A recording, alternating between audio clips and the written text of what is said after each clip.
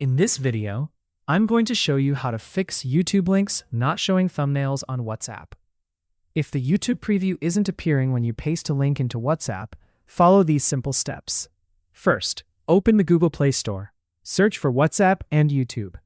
If an update is available for either app, install it before continuing.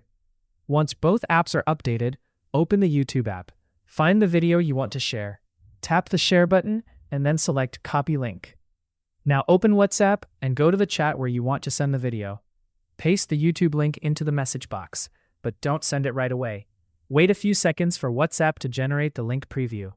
In many cases, the thumbnail will appear automatically. If the thumbnail still doesn't show, open the Settings app on your phone. Tap Apps. Select WhatsApp. Tap Storage, then tap Clear Cache. Repeat the same step for YouTube. After trying these steps, the YouTube thumbnail should appear correctly when you paste the link. And that's how you can fix YouTube links not showing thumbnails on WhatsApp. If you found this tutorial helpful, make sure to leave a like and subscribe for more tips and tutorials.